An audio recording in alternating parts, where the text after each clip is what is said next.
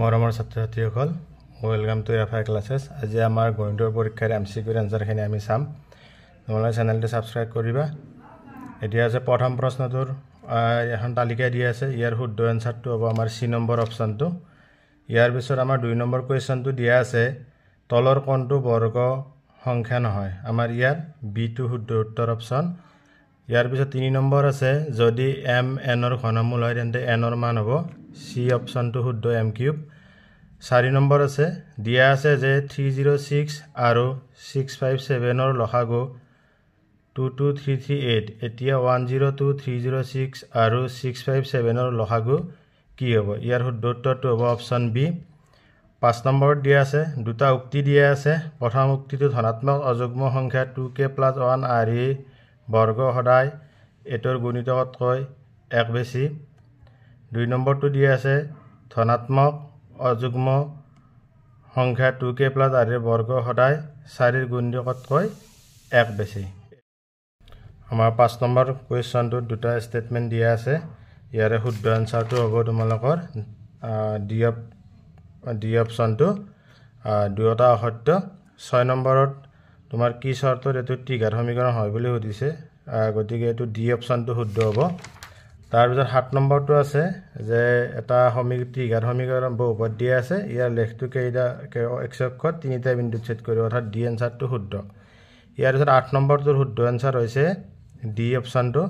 9 নম্বৰটো x অক্ষৰ ওপৰত থকা বিন্দুৰ স্থানাংক a অপচনটো শুদ্ধ 10 নম্বৰটো আছে p of x = 4x² - 1 বহুপদৰ শূন্যকেইটাৰ যোগফল এটো 0 হ'ব বি অপচনটো শুদ্ধ ইয়াৰ পিছত আমাৰ 11 নম্বৰটো আছে ইয়াত √2 √8 √18 √32 সমান্তৰাল প্ৰকৃতিৰ সাধাৰণ অন্তৰ তলৰ কোণটোৰ সৈতে একে হ'ব দিছে এটো সি নম্বৰ অপচনটো শুদ্ধ হ'ব তাৰ পিছত 12 নম্বৰটো আছে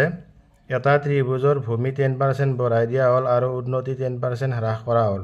গতিকে ত্ৰিভুজটোৰ নতুন কালি এটো অলপ ক্ৰিটিকেল কোৱেশ্চন গতিকে ইয়াৰ শুদ্ধ আনসাৰটো হ'ব বি 1% হ্ৰাস পাব 13 টো তোমাৰ এটো কিতাপৰ পৰা আহিছে ডাইৰেক্ট ইয়াৰ শুদ্ধ আনসাৰটো হ'ব 3:1 14 টো ডাইৰেক্ট এটো অলপ ক্ৰিটিকেল কোৱেশ্চন আছে p 1,0 এটা বিন্দু বৃত্তৰ কেন্দ্ৰ আৰু q 2,4 বৃত্তটোৰ ওপৰত থকা এটা বিন্দু বৃত্তটোৰ ওপৰত থকা আন তিনিটা বিন্দুবোৰ হ'ল থকা তিনিটা বিন্দু হ'ব তোমাৰ ইয়াৰ শুদ্ধ আনসাৰটো হ'ব তোমাৰ সি অপচনটোৰ ইয়াত 1 2 আৰু 3 তিনিটা বিন্দু বৃত্তটোৰ ওপৰত থাকিব এটো ক্ৰিটিকেল কোৱেশ্চন অকমান 15 নম্বৰটো আছে বৃত্তৰ আটাইতকৈ দীঘল জাদাৰৰ নাম এটো সকলোৱে লিখিছা গতিকে ব্যাস এটো সি ইয়াৰ পিছত 16 নম্বৰ কোৱেশ্চনটো আছে 5x = sec θ 5/x = tan θ হলে ইমানৰ মানটো ওলাব দিছে এটো শুদ্ধ উত্তৰটো 1/5 অৰ্থাৎ বি অপচনটো শুদ্ধ 17 নম্বৰ কোৱেশ্চনটো দিয়া আছে এটো ডাইৰেক্ট কিতাপৰ কোৱেশ্চন তোমালোকে পাইছা এটো এই অপচনটো শুদ্ধ 18 নম্বৰটো ডাইৰেক্ট পাৰিছা এই অপচনটো শুদ্ধ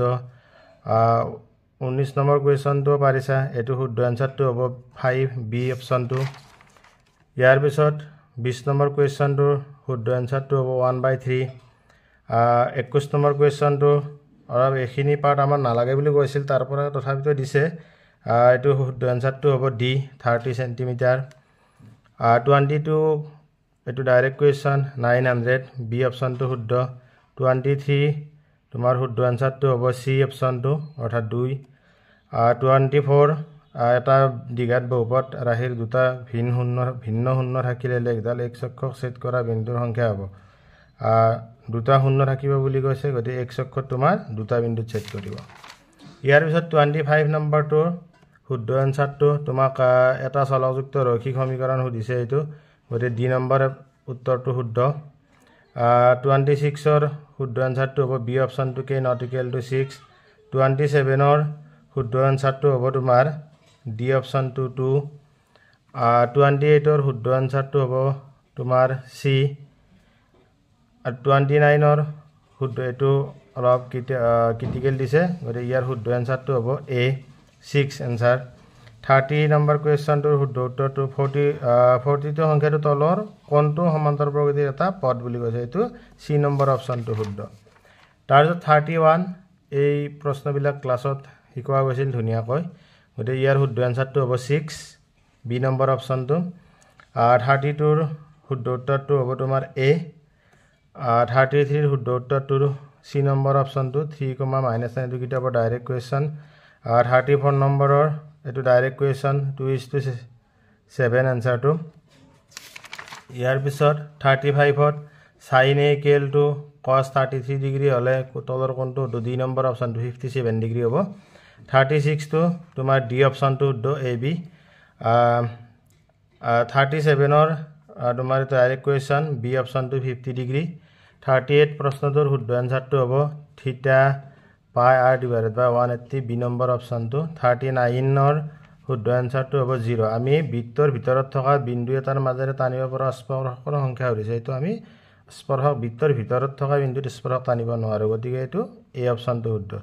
40 নম্বৰ কুৱেশ্যনটো ডাইৰেক্ট সি নম্বৰ অপশ্যনটো শুদ্ধ 41 কুৱেশ্যনটো এটা গোলকৰ আয়তন আৰু পৃষ্ঠকালি সমান হয় গোলকটোৰ ব্যাস হ'ব এইটো আমি ক্লাছত শিকোৱা গৈছিল এইবিলাক গতিকে এইটো শুদ্ধ উত্তৰটো হ'ব 6 ইউনিট বি নম্বৰ অপশ্যনটো 42 এইটো আমাৰ ডাইৰেক্ট কমন পৰিছে আমি শিকোৱাৰ ফালৰ পৰা এইটো শুদ্ধ উত্তৰটো হ'ব 1:3 বি নম্বৰ অপশ্যনটো 43 মধ্যমা আৰু বহুলকৰ পাৰ্থক্য 24 তেনে মাধ্য আৰু মধ্যমাৰ পাৰ্থক্য হ'ব এইটো অলপ ক্ৰিটিকেল কুৱেশ্যন ইয়াৰ শুদ্ধ এনচাৰটো হ'ব বি নম্বৰ অপশ্যনটো 12 44 প্ৰশ্নটো দি আছে এইটো ক্ৰিটিকেল আহিছে অলপ প্ৰথম 100টা স্বাভাৱিক সংখ্যাৰ পৰা এটা সংখ্যা লোৱা হ'ল সংখ্যাটো 8ৰে বিভাজ্য হোৱাৰ সম্ভাৱিতা হ'ল এইটো শুদ্ধ এনচাৰটো হ'ব 3/25 এইটো আমাৰ 12টা 8ৰে বিভাজ্য সংখ্যা আছে প্ৰথম 100টা স্বাভাৱিক সংখ্যাত 12 / 100 হ'ব গতিকে তোমাৰ 3/25 এই অপশ্যনটো শুদ্ধ হ'ব এইটো ক্ৰিটিকেল কুৱেশ্যন আছিলে 45টো তোমাৰ ডাইৰেক্ট তলৰ কোণটো এটা ঘটনাৰ সম্ভাৱিতা হ'ব নোৱাৰে একতকৈ ডাঙৰ হ'ব নোৱাৰে গতিকে চি অপশ্যনটো শুদ্ধ গতিকে এইখিনি MCQ চি অপশ্যনটো 45ৰ চি অপশ্যনটো 1.22 গতিকে এইখিনি আমাৰ আজিৰ MCQ আছিলে গতিকে কিছু ক্ৰিটিকেল আহিছে যদি ইয়াৰ সবি ডিটেইলছ কেনেকৈ হয় কুৱেশ্যনটো জানিব খোজা এনচাৰটো তেনেহ'লে কমেণ্ট কৰিবা লগতে তোমালোকৰ কিমানখিনি শুদ্ধ হ'ল আজি কিমান কোনে MCQত নম্বৰ পালা সেইখিনি কমেণ্টত জনাবা আৰু চেনেলটো ছাবস্ক্ৰাইব কৰি থবা যাতে লাইক কৰিবা শ্বেয়াৰ কৰিবা তোমালোকৰ বন্ধুসকলে যাতে তেওঁলোকৰ এনচাৰবোৰ চাব পাৰে কিমানখিনি মাৰ্ক পালে ধন্যবাদ